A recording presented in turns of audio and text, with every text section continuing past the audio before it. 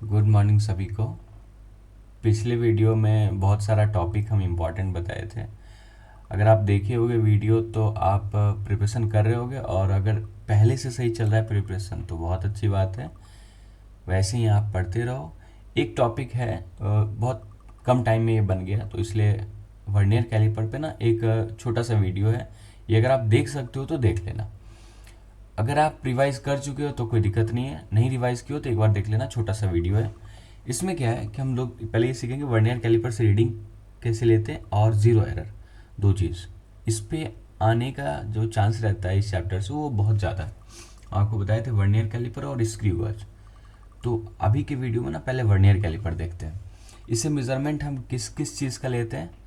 तो कोई भी जनरली इंडस्ट्रियल बेस पे इसको यूज़ करते हैं। जैसे कोई ऐसा ऑब्जेक्ट का मेज़रमेंट लेना हो जिसका ना डेसिमल के बाद का भी जो डेटा है उसका बहुत ज़्यादा यूज़ हो, मतलब उसको हम नेगलेक्ट नहीं कर सकते, मतलब बहुत एक्यूरेट रिजल्ट लेना हो तो हम इसका यूज़ करते हैं। तो कुछ दिखता तो कुछ ऐसा है, सब लोग देखे ही होंगे। ये हम लोग को सब कुछ इसमें याद नहीं रखना है, कितना कुछ इस डायग्राम में आपको याद रखना है। जैसे हमको पता है कि ये जो है ये वर्नियर कैलिपर है, ठीक है। इससे किस किस चीज़ का मेजरमेंट लेते हैं, तो हम किसी ऑब्जेक्ट का लेंथ निकाल सकते हैं इसकी मदद, इस जॉ की मदद से लेंथ निकाल सकते हैं।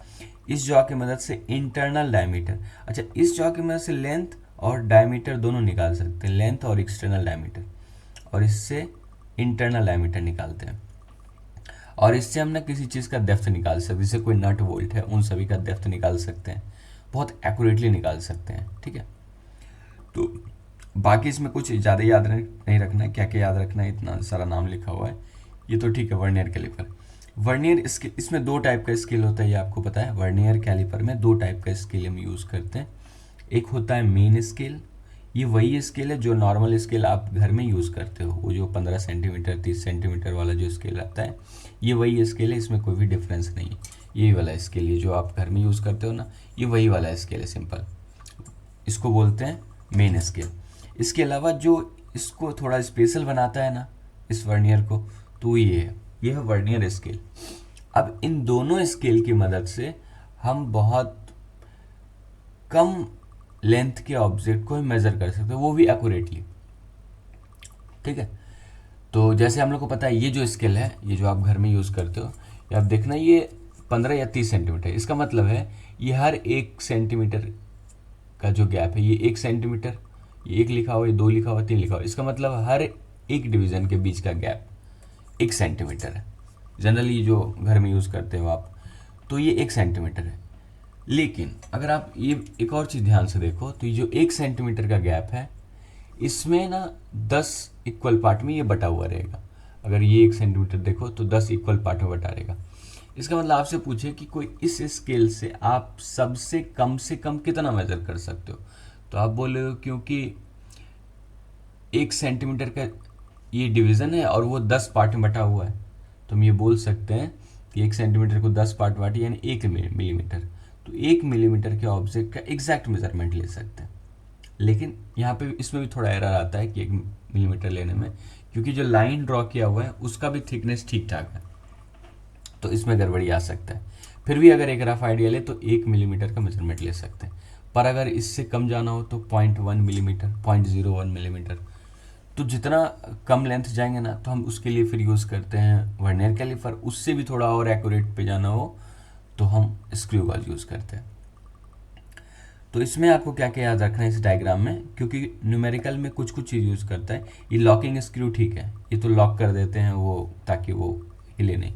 ये हो गया मेन स्केल आपका, और ये हो गया वर्नियर स्केल। ये वाला, ये जो जॉ है, इससे हम एक्सटर्नल डायमीटर मेज़र करते हैं।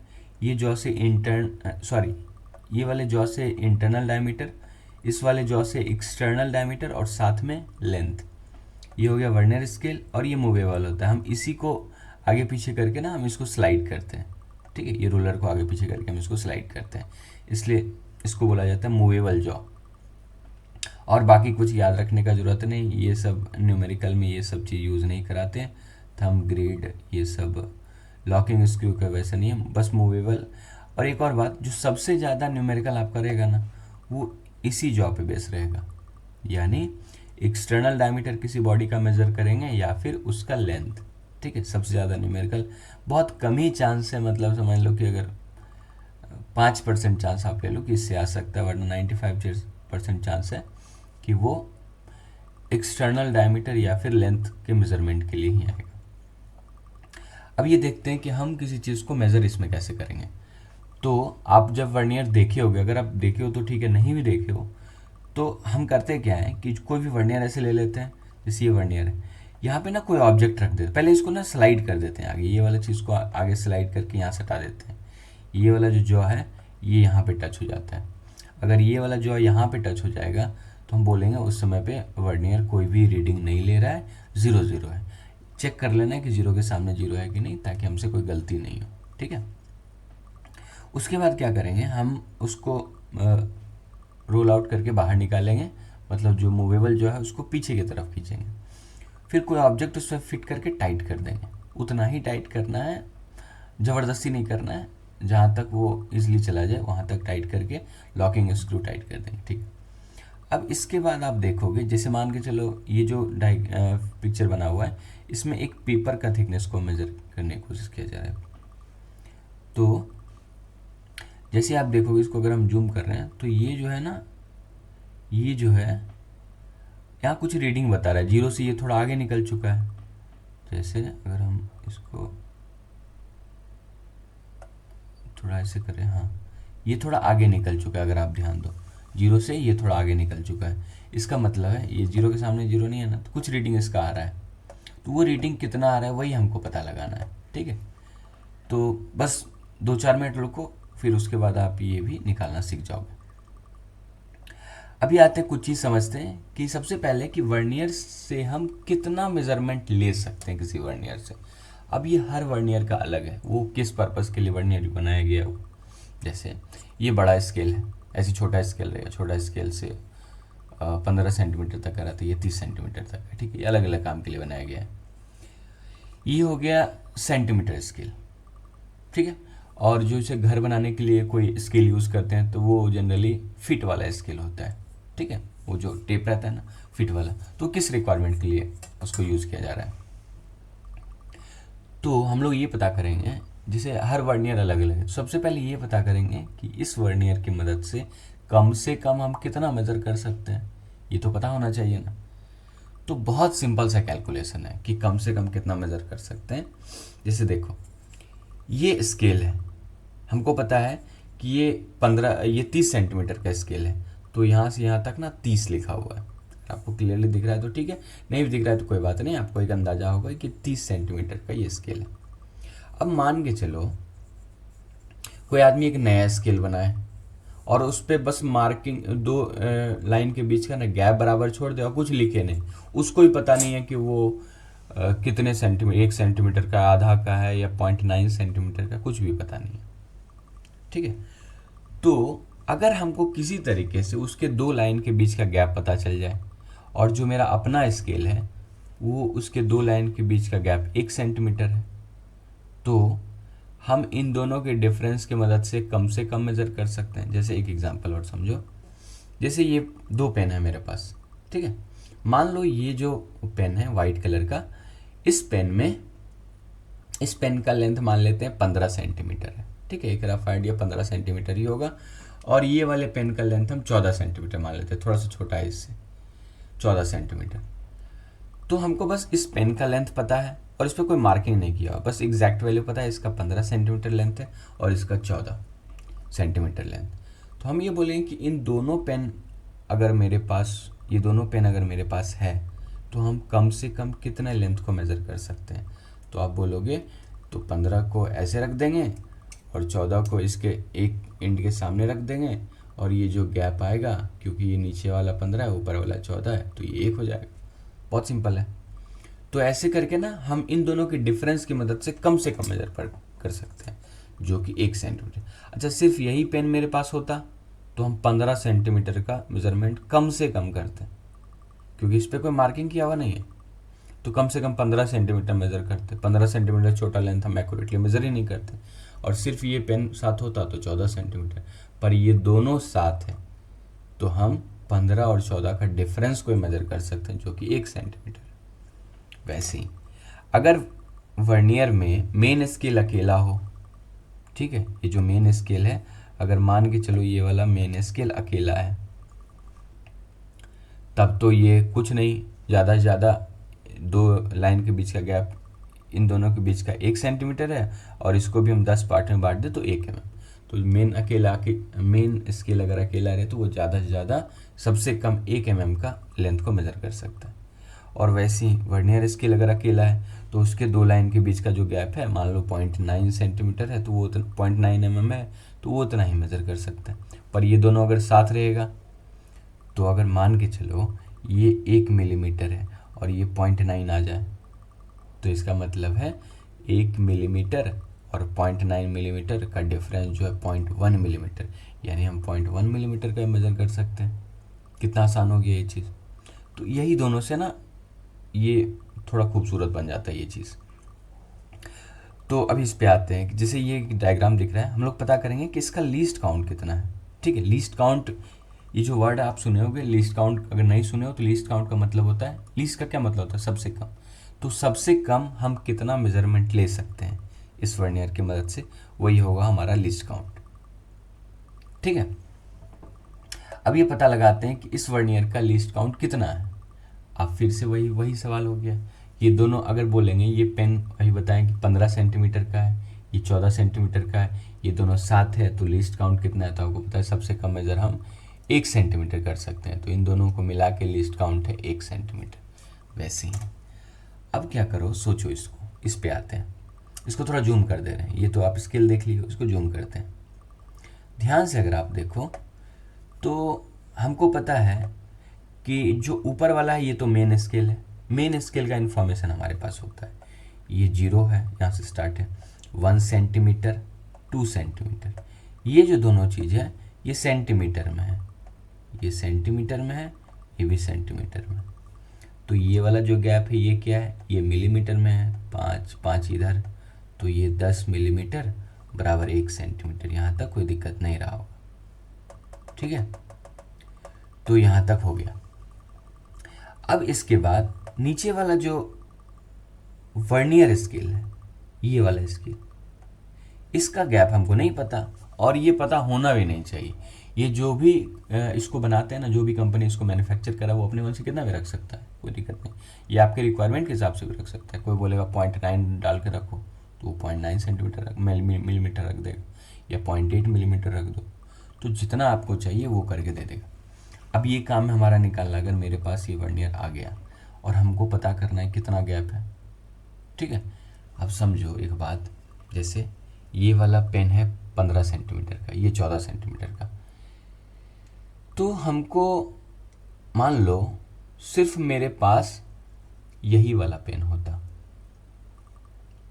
ठीक है, और ये वाला पेन नहीं होता, मतलब ये वाला पेन का लेंथ हमको नहीं पता होता, बस ये वाले पेन का लेंथ पता होता, इसका लेंथ है 14 सेंटीमीटर। तो क्या करते हैं, जैसे ये वाले पेन का बता रहे हैं 14 सेंटीमीटर, इसका 15 सेंटीमीटर, 14 सेंटीमीटर का लेंथ पता है, 15 का नहीं पता है, तो हम क्या करेंगे, अगर मान के चलो ये 14 सेंटीमीटर वाला जो पेन है मेरे पास बहुत सारा होता, और ये वाइट वाला ही बहुत सारा होता, पर ये वाइट वाले का लेंथ नहीं पता है, तो हम क्या करते, दोनों को एक लाइन से सजाते जाते, एक साइड से दोनों एंड को बराबर रखते और एक लाइन से इसको सजाते जाते। तो कभी ना कभी तो ऐसा होता जब ये दोनों पेन का ये दोनों एंड बराबर आ जाता। जैसे 10 11 में 14 और 15 में अगर कन्फ्यूज हो तो 10 और 11 नंबर लेके देखते हैं।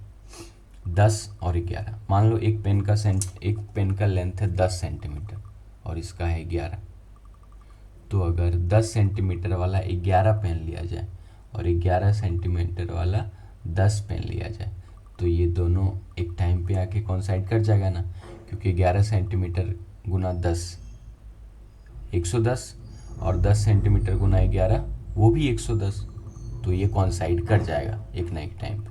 तो कॉन्साइड कर जाएगा ना, तो हम नंबर से निकाल सकते हैं, है कि नहीं। वही काम यहाँ पे करना है।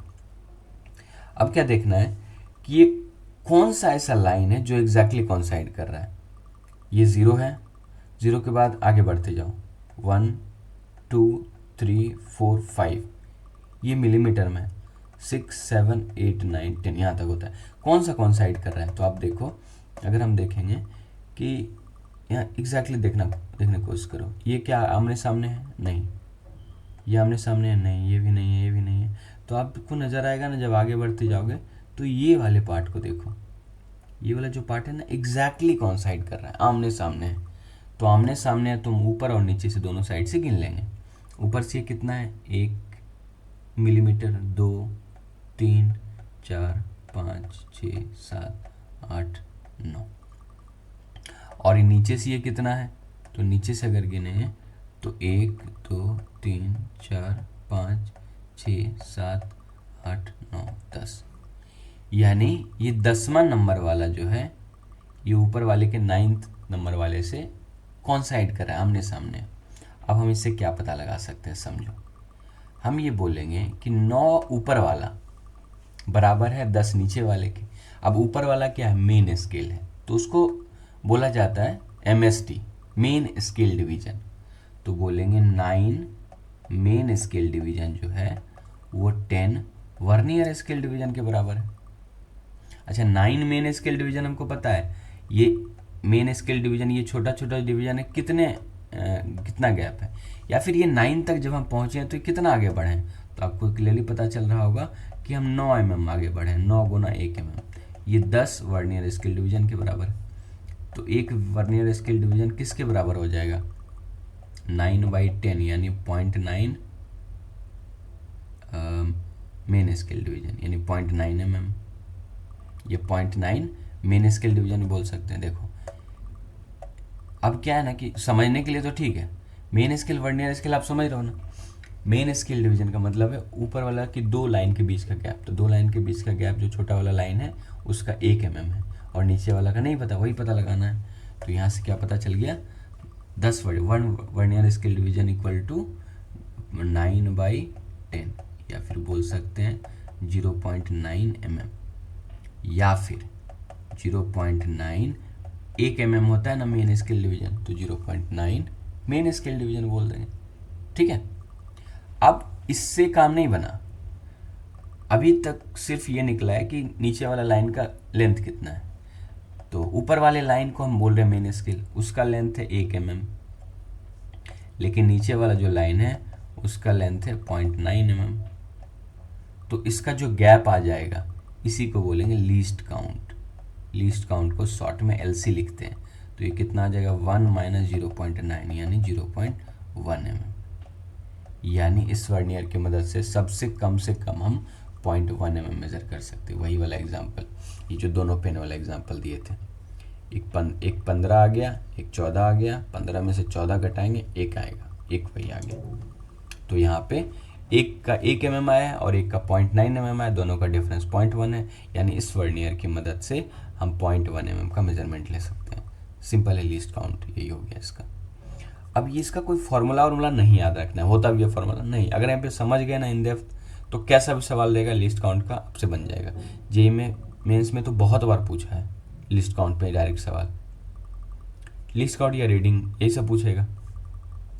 उसके अलावा आते हैं, जैसे इसका अगर लिस्ट काउंट पता लगाना हो जल्दी से, अगर इसको कर ले, इसका लिस्ट काउंट अगर जल्दी से पता लगा ले, तो इसको थोड़ा जूम करके देखते हैं कौन सा ऊपर वाला हमको पता है मेन स्केल है। तो आप देखो कौन सा वाला कॉन्साइड कर रहा है, क्या ये कर रहा है, नहीं कर रहा है, ये भी नहीं कर रहा है, ये भी नहीं कर रहा है, ये भी नहीं। तो यहाँ पे देखो ये वाला कॉन्साइड कर रहा है। तो ऊपर से कितने नंबर पे आ रहा है, ये ऊपर वाले को देखें तो 1 2 3 4 5 6 7 8, 8वें नंबर वाला कॉन्साइड कर रहा है। और नीचे से कितने नंबर पे, 1 2 3 4 5 6 8 9, ये 9वें नंबर पे। तो 8 बराबर 9, 8 बराबर 9 कहने का मतलब है 8 मेन स्केल डिवीजन, जो कि 8 mm के बराबर है, equal to 9 vernier scale division, जो कि नहीं पता है वही पता लगाना। 8 मेन स्केल डिवीजन का मतलब एक मेन स्केल डिवीजन 1 mm का है ना, equal to 9 vernier scale division. तो एक वर्नियर स्केल डिवीजन कितना हो जाएगा, 8/9 mm, या फिर 8/9 मेन स्केल डिवीजन। अभी तक तो सिर्फ निकला है वर्नियर स्केल, हम लोग क्या निकालना है, लीस्ट काउंट। लीस्ट काउंट क्या है, दोनों स्केल का डिफरेंस। तो ऊपर वाला स्केल है 1 mm का, उसमें से घटा देंगे 8/9 mm, तो कितना आ जाएगा, 9 एलसीएम ले लो, 9 - 8, 1/9 mm। यानी इस वर्नियर की मदद से हम कम से कम 1/9 mm का मेजरमेंट ले सकते हैं, 1/9 mm का, ठीक है। वो जितना भी आ जाएगा, वर्नियर जो बनाते हैं ना वो अपने मन से कितना भी रख सकते हैं, या फिर आपको कितने का रिक्वायरमेंट है। अब मेज़र करते हैं कि ठीक है लेंथ कितना होगा किसी भी ऑब्जेक्ट का। तो देखो एक रफ फिगर ना हम इस स्केल से मेज़र कर सकते हैं। जैसे कोई भी ऑब्जेक्ट का, किसी भी ऑब्जेक्ट का अगर हम लेंथ पता लगाएं, जैसे यही पेन ले लेते हैं। अब हम एक बोले थे कि पेन का लगभग 14 सेंटीमीटर, तो जैसे इसको मेज़र करें ना, तो मेज़रमेंट जब करेंगे तो आपको दिख रहा होगा कुछ 14 से थोड़ा ज़्यादा आएगा, ठीक है, 14 से थोड़ा ज़्यादा आ रहा होगा। पर ये दिक्कत है, 14 से थोड़ा ज़्यादा हम सिर्फ बोल सकते हैं 13, 14 या फिर ज़्यादा से ज़्यादा mm बता सकते हैं। पर ये mm के बाद जो डेसिमल है वो कौन बताएगा, क्योंकि हम इस पेन को मेजरमेंट लेने में, इस पेन का मेजरमेंट लेने में कुछ गलती कर रहे हैं, जो कि डेसिमल के बाद का वो हम बता ही नहीं रहे। हम बोलेंगे तो 13 सेंटीमीटर या 14 या 15, तो वो काम करेगा वर्नियर। मेन स्केल जितना काम कर सकता है ना उससे उतना काम करवा लेंगे, ठीक है। जैसे मान के चलो ये एक वर्नियर में ना एक स्फीयर को डाल दिया, उसका डायमीटर को मेज़र करना है, ठीक है। तो इसको जूम करके देखते हैं, ठीक है। ये ऊपर वाला मेन स्केल है और नीचे वाला वर्नियर स्केल है। अब देखते हैं कि मेन स्केल कितना काम कर दिया है, क्योंकि वर्नियर सारा काम थोड़ी कराएंगे। एक रफ सा आइडिया तो हम ले ही लेंगे। जैसे मान के चलो इस पेन को मेज़र कर रहे हैं तो 14 से 15 के बीच आ रहा है मान लिया, तो इतना तो बोलेंगे ना 14 से बड़ा है। अब कितना बड़ा है वो वर्नियर से निकाल, तो यहाँ पे आ जाते हैं, यह 0 से 1 की तरफ बढ़ो, तो कितना आपको दिख रहा है। तो आप देखोगे इसका diameter 1 mm, 2 mm, 3 mm, 4 mm, 5 mm, 6 mm तो हमको दिख रहा है कि 6 mm तो कम से कम है, ये तो हम गारंटी के साथ बोल सकते हैं। अब ये जो छोटा वाला पार्ट है ये हमसे छूट जा रहा है, ये वाला पार्ट छूट जा रहा है। इसका मेजरमेंट कैसे लेंगे, तो यहाँ से स्टार्ट करते हैं। जैसे 15 सेंटीमीटर और 14 सेंटीमीटर वाले पेन में एक एक पेन दोनों का लेंगे तो एक का गैप आएगा, पर अगर दो दो पेन ले ले दोनों का एक लाइन से रखे तो एक होगा 14 गुना 2 28, और 15 वाला होगा 15 गुना 2 30, तो डिफरेंस 2 का आ जाएगा। वैसे 3 पेन लेंगे तो 14 गुना 3 और 15 गुना 3, तो 3 का डिफरेंस आ जाएगा। तो यहाँ पे गलती हो जाता है, ठीक है। इसको थोड़ा सा, तो ये चीज़ ना ध्यान रखना होता है कि हम जब डिफरेंस लेंगे ना, तो हाँ जब हम इसका डिफरेंस लेंगे तो वो इसे गैप निकालना है। ये जो गैप है ये कितना है, ये गैप कैसे निकालेंगे, तो हम यहाँ से करना शुरू करते हैं। देखो इसके बाद फिर से चेक करना है कि यहाँ के बाद ना कौन सा लाइन कौन साइड कर रहा है। तो आपको दिख रहा होगा कि कौन साइड कर रहा है एग्जैक्टली, हाँ ये वाला दिख रहा होगा एग्जैक्टली कौन साइड कर रहा है। तो ये जो लाइन है ये एग्जैक्टली कौन साइड करता हुआ दिख रहा है। अब क्या करना है, यहाँ से स्टार्ट करते हैं, इसका गिनती स्टार्ट करते हैं। देखो यहाँ से अगर स्टार्ट करेंगे तो ये लाइन के बीच का गैप है ही नहीं, 0 है गैप, ये लाइन के बीच कोई गैप नहीं। अच्छा यहाँ के बीच गैप नहीं है, तो यहाँ के बीच कितना गैप आ गया होगा, तो ये बताएगा इस वर्नियर का लीस्ट काउंट, जो कि जनरली वर्नियर पे लिखा रहता है, ठीक है। आप तो पेपर दोगे तो आपके पेपर में कोई जरूर नहीं लिखा रहेगा, अगर लिखा हुआ है तो अच्छी बात है, यहाँ पे अगर कुछ लिखा हुआ है वो लीस्ट काउंट ही है, नहीं तो हम निकालने के लिए तो सिखा ही है।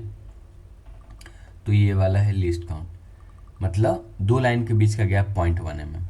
तो देखो यहाँ पे तो लाइन साथ साथ है, पर यहाँ पे इन दोनों के बीच का गैप आ गया 0.1 mm, थोड़ा और आ गया तो 0.2 हो गया होगा ना, 0.3, 0.4, 0.5, 0.6, 0.7, 0.8, 0.8 और ये वाला हो गया 0.9। समझ रहे बात को, ये गैप 0.1, 0.2, 0.3, 0.4, 0.5, 0.6, 0.7, 0.8 और ये वाला हो गया 0.9। इसका मतलब है 6 mm तो पहले से था, अब वर्नियर बोला कि नहीं 0.9 mm और है, तो ये हो गया 6.9 mm। ठीक है, बहुत सिंपल है, कुछ भी ऐसा नहीं लगाना है। दूसरा क्या तरीका होता है, अब फॉर्मूला से लोग करते हैं कि अच्छा ये 0.1 mm है, कितना डिवीजन पे वो मीट कर रहा है, तो नीचे से काउंट कर, वर्नियर का काउंट करना शुरू करो, वर्नियर का डिवीजन 1 2 3 4 5 6 7 8, ये 9 नंबर पे आ रहा है, तो ये 9 को ये 0.1 से मल्टीप्लाई कर दो, तो 9 इंटू 0.1 0.9 आ जाएगा ना, तो 0.9 ऐड कर दो, हो गया। इतना ही करना है। ऐसे इसका मेज़रमेंट लो, इसका मेज़रमेंट अगर हम लेंगे तो ये दिख रहा होगा, ये एक मेटल बार है। अब इसका रीडिंग कैसे लेंगे, यहाँ पे जो लिखा हुआ ये इसका लीस्ट काउंट, ठीक है। काम करते हैं 0.2 ले लेते हैं, 0.02 काफ़ी कम हो गया है, तो ये चेंज करके 0.2 कर देते हैं। ऐसा नहीं कि 0.02 नहीं होता है, होता है। इसमें ना आप टू डेसिमल के 2 डिजिट तक ना हम वर्नियर पे जा सकते हैं, और इस ट्यूब गॉज में 3 डिजिट तक जा सकते हैं, तो ये 0.2 ले लेते हैं। अब इस पे आते हैं कि ये मेज़रमेंट कितना देगा, तो पहले एक रफ आइडिया ले लेते हैं कि मेन स्केल कितना रीड कर रहा होगा। मेन स्केल कहाँ तक मेन स्केल साथ दिया है, यहाँ तक मेन स्केल साथ दिया है, इसके बाद का जो गैप है ना ये वर्नियर बताएगा। तो मेन स्केल से 1 1 2 3 4 5 6 7 8 9 mm तो है, तो इसका रीडिंग 9 mm तो है, पर हम साथ में कुछ चीज़ और ऐड करेंगे। कौन सा वाला पार्ट, तो ये वाला पार्ट, ठीक है। अब ये पार्ट कितना होगा, तो ये इधर से पता लगाना शुरू करो। हालांकि हमको लग रहा है 0.2 ज़्यादा तो नहीं लिख दिए, 0.2 ज़्यादा है, नहीं ठीक था, जो सवाल 0.1 के हिसाब से था ना वो ठीक था, ठीक है, इसको ऐसे। तो ये हो गया 9 mm। उसके बाद इसको इधर से करते हैं, कहाँ पे कॉन्साइड कर रहा है ये, तो देखो यहाँ पे कॉन्साइड कर रहा है, अगर आपको ये क्लियरली दिख रहा होगा तो यहाँ पे कॉन्साइड कर रहा है। तो इसके बाद काउंट करना शुरू करते हैं, यहाँ तो कोई गैप नहीं है ना, तो ये हो गया 0.02 का गैप। तो यहाँ ये कॉन्साइड कर रहा है, उसको ना एक लाइनिंग ऐसे बना दे, लाइन बना दे रहे, ताकि ये पता चले कि यहाँ पे कॉन्साइड कर रहा है। ये वाला गैप 0 है, ये 0.02 है, 0.04 0.06 0.08 0.1 0.12 0.14, समझ रहे हो, ऐसे निकालेंगे। अब इसको फॉर्मूलाज कैसे करेंगे, तो देखो कितने नंबर वाला कॉन्साइड कर रहा है, 1 2 3 4 5 6 7, 7 नंबर वाला कॉन्साइड कर रहा है, तो 7 गुना 0.02 सॉरी, तो ये हो जाएगा 0.14, तो ये हो जाएगा 9.14 mm। ये हो जाएगा इसका exact diameter up to 2 decimal, ठीक है। तो ऐसे करके निकाल सकते हैं। बाकी जो जीरो एरर का है वो हम बाद में कर लेंगे, ठीक है। ठीक है, फिर थैंक यू, पढ़ते रहें आप लोग, और बहुत आसान टॉपिक है ये, आप ना इसको फास्ट फॉरवर्ड करके भी देख सकते हो, ठीक है। ये हमको पहले बोल देना चाहिए था, ठीक है, थैंक यू।